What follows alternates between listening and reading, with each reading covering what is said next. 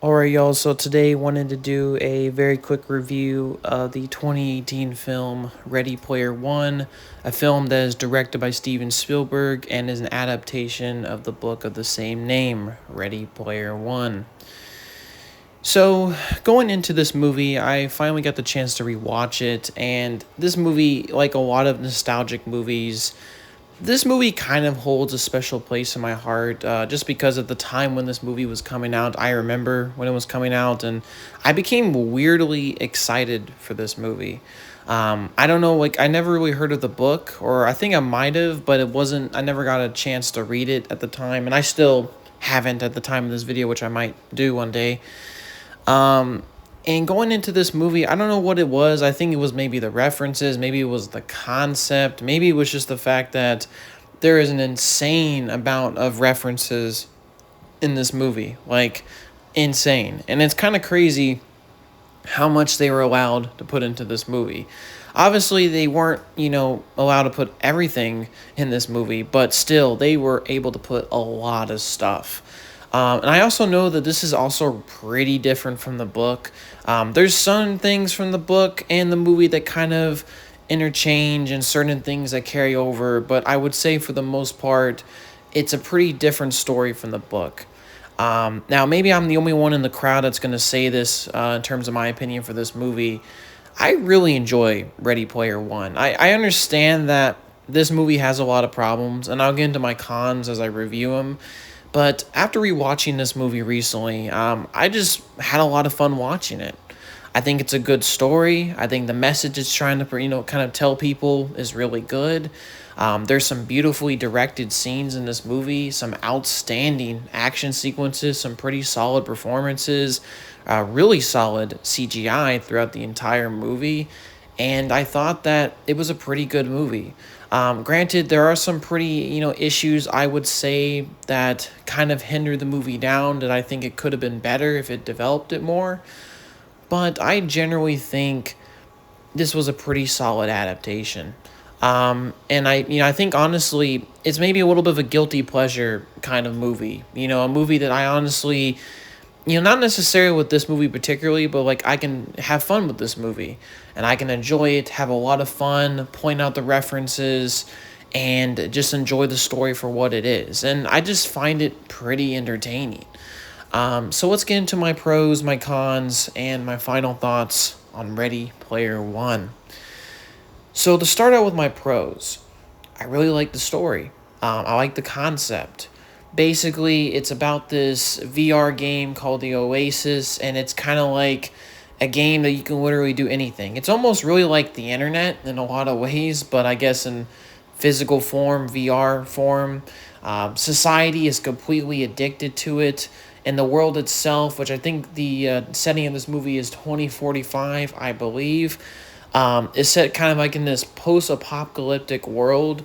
Not necessarily there's a nuclear war or anything, more like humanity has kind of given up on itself, and they've just not really been able to fix problems and global warming, and it seems like overpopulation and not enough places to live, which I think that the reality of this movie is weirdly a lot more closer to reality than a lot of other dystopian movies. Like, it's not that there's a nuclear war that happens, it's that there's just not enough places to live, and it's too cramped, and there's not enough resources, and society has kind of given up on itself and has been addicted to other things, and there's also massive corporations doing horrendous things to people, like blackmailing people. If you have a debt to this certain company, especially a debt in the Oasis, this massive evil organization called IOI, captures you, forces you to work for them.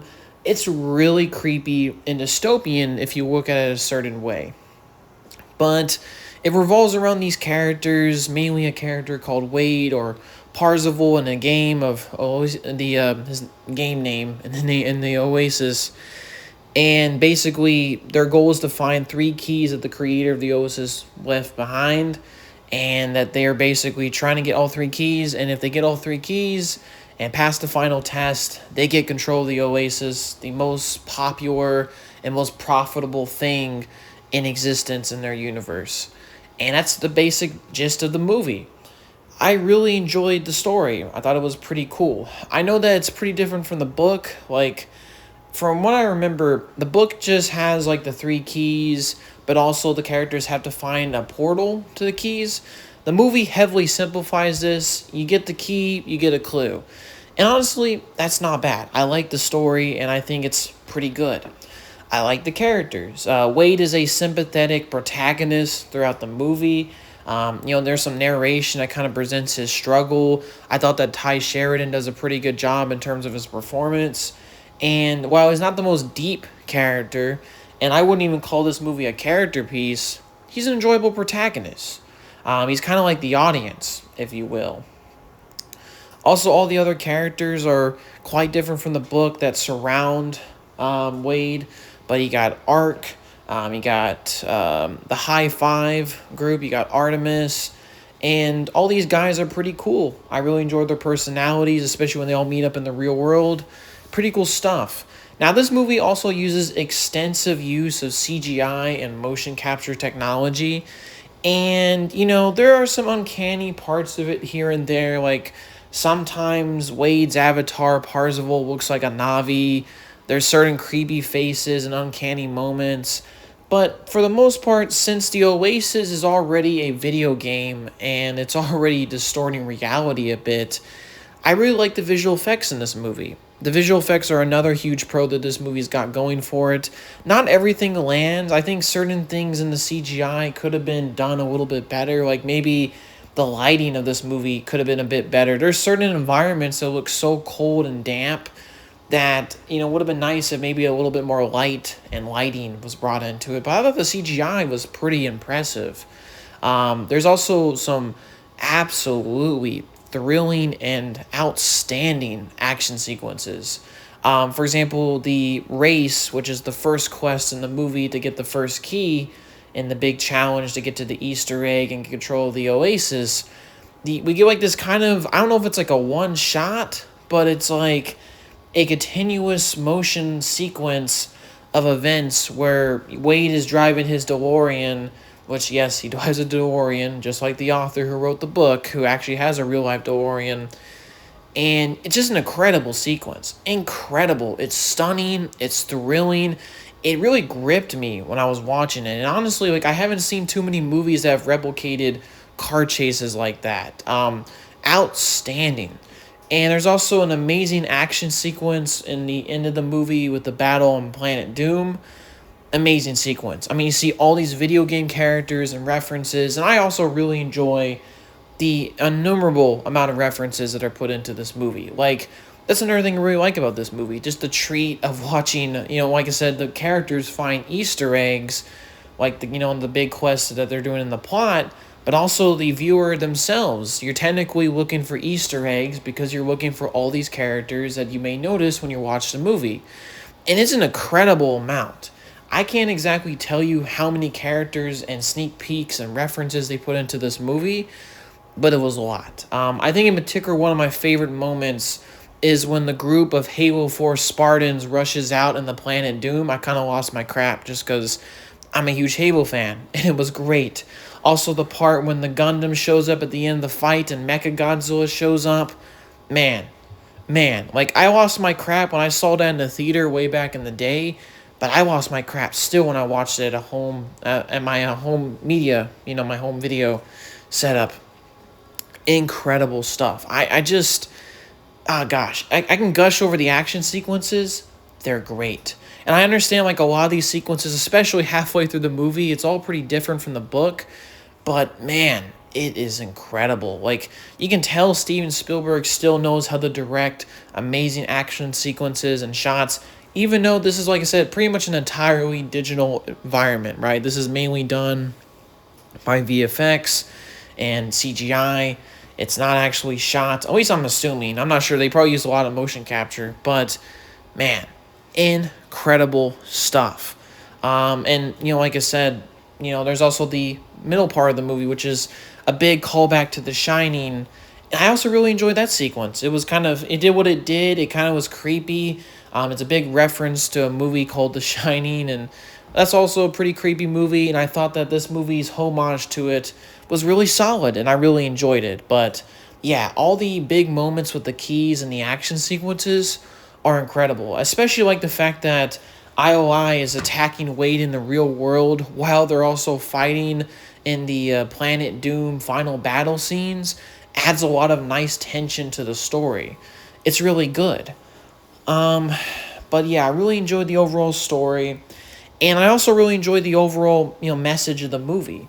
While video games are fun and that the world sucks, reality is also worth living, and reality is better than any kind of fantasy can be. I'm not saying like the movie's saying that like video games suck, but it's just saying that reality is also worth trying out as well. And there's a really great scene with Halliday and Parzival at the end, where Parzival or Wade finally gets the Easter egg by the end of the movie, and it's just a really great scene and kind of hammers home that message. And it's a really nice and touching scene, to be honest. And like I said, it's pretty cool. I really like most of the scenes. The acting, like I said, for most of the actors are really good. The action, I've already said, was pretty incredible. The references are pretty incredible. I like the flow of the movie. It has a really nice pace to it. I would say that, it doesn't really hold your hand, but it also explains things pretty well. Like, if you've never played a video game, this also could be completely, completely cool. Like, you would totally get the plot, and you'll get it. Yeah, I think that, I'm trying to figure out other things to say, but the acting's pretty good. The action's really good. I really like the story. I just have a lot of fun with this movie. It's a movie that still holds up, at least for me, for the most part. Now I'm going to kind of get into some of my cons, because, there's also a lot of really cool stuff that happens in this movie. I also want to point out one more Easter egg that I thought was really kind of like a really cool reference. And I don't know if anyone would get it, but there's a part where during the first race, the T-Rex attacks Parzival's DeLorean, and right by it is a theater showing Jack Slater. And that's a kind of a deep cut reference, because The Last Action Hero, which has Jack Slater, was a movie that was pitted against Jurassic Park and famously lost. That was a crazy obscure reference, and I'm not sure who put that in the movie, but props to them. Regardless, I'm going to get kind of sidetracked. My cons with the movie. I do think that this movie, while I think it's a lot of fun and it's mostly pretty enjoyable, there are certain story elements that I think don't hold up as well, or at least could have been adjusted and added better. For example, the whole third key and Planet Doom thing. We have a whole sequence where the characters are getting the second key and the shining happens. And then kind of, like I said, really quickly, out of nowhere, we kind of jump straight to the third key. And it's kind of weird because, Wade's aunt gets killed by IOI, and there's not really any moment that Wade has to grieve. And it just kind of feels like the movie's rushing to a climax. I think the movie needed additional scenes where Wade was grieving over his folks, maybe more scenes where he's bonding with Samantha, getting to know her more, instead of just walking outside and wow, the world's so pretty, which is a good scene, but I'm just saying that it needed those extra scenes, I think, to have more natural reactions. I mean, you just had your aunt get killed and murdered, right? You would be quite upset. And I'm not saying that he isn't upset, and he definitely is showing a lot of anger, but the movie could have had further scenes where they explored that emotion. And I think, too, there could have been some additional elements, like maybe the whole resistance against IOI could have been better established, since it kind of comes out of nowhere. Like I said, just it feels like the movie in the third act is rushing to a climax, and the movie just really needed additional scenes and padding between the second key and the third key. More scenes of IOI discovering the third challenge, some kind of a little bit of a breathing room, if you will. Maybe you could have added 10 minutes of padding between the second and third key challenges, and that could have helped the movie immensely. I also think that They could have also elaborated more on the rules of the world in this movie, especially since this massive organization just going around murdering people. And there are police in this world, but it's like, is it either are they corrupt or they just don't know anything? I would have that was a little bit more elaborated upon and could have been explored a little bit more. I also think, people like to make fun of the end of the movie because Wade puts a restriction on the Oasis by the end because he gains control of it alongside the high five and says that Tuesdays and Thursdays are off limits. I don't know. I feel like it's a little bit of a cringy rule. Like, I get it. You're trying to, pour the theme of reality, and, like, reality is better than any kind of fantasy. But maybe it could have been better than just banning access to, like, a certain game on certain days. Like, there could have been a little bit of a better theme, maybe a better relationship kind of thing.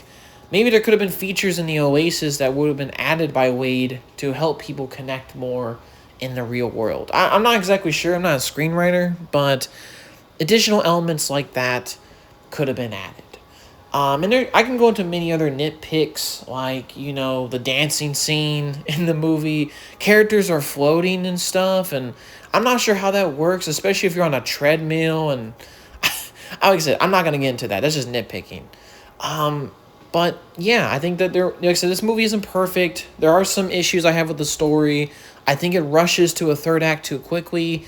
There are, I think, missing scenes where, like, Wade needs to be seen. There needs to be more scenes of Wade's arc in the movie, him grieving his aunt dying, which is a very traumatic scene. Maybe more scenes with Samantha. Maybe more scenes of development with him and the other characters. But to kind of quickly wrap this up, overall, while it's not an entirely perfect movie, and it definitely has its flaws, I mean, there's also some other nitpicks I forgot to mention. The first race, where Wade goes backwards, I do find it hard to believe that no one else tried that, especially in the time period of 5 years. It's a little nitpick. It just seems like a basic thing that someone would have tried. I think the movie could have maybe added a more elaborate way that he went back. Like people will be able to go backwards, but they would have to go backwards in a certain way to access that panel that opened. Maybe that's just me nitpicking, but yeah. To kind of go back to my main point, overall, I really enjoy Ready Player One for the most part. Not a perfect movie. There are some issues with the story and pacing here and there. But for the most part, I really enjoy this movie. The visual references, the Easter eggs that are littered throughout this movie are always a fun thing and a treat to watch. And I honestly think benefit for rewatchability because people would want to go back and maybe find all the references and stuff. But also, I think the story is mostly pretty good. I like the story of Wade. I like the quest for the Easter egg. And I like all the amazing action sequences that happen throughout the movie. And in general, just the nice and huge, quality of the CGI and motion capture of the Oasis and the characters in the Avatar, I think for the most part, mostly holds up. Maybe I'm the only one thinking this, but I don't know. This movie is just kind of a guilty pleasure. It's honestly one of these movies I remember pretty fondly. I really enjoy it for the most part. And I just think it's a fun movie, man. I think it's a fun movie. It's not perfect. It's got its issues. But I think I have a lot of fun. And, I highly recommend this movie for the most part if you haven't seen it. Obviously, it's not one of Steven Spielberg's best movies. I would never put this movie in his top 10 list. But, I do think maybe it's slightly underrated. I think a lot of people that really crap on this movie, I get it. But I also think there's a lot of fun to be had in this movie. And I think it's quite enjoyable. But, yeah, this movie kind of warms a special place in my heart. And I find it a lot of fun. But I've probably been rambling on too long. That's my thoughts on Ready Player One, the 2018 film from Steven Spielberg. All right, y'all. Hopefully a good day and peace, y'all.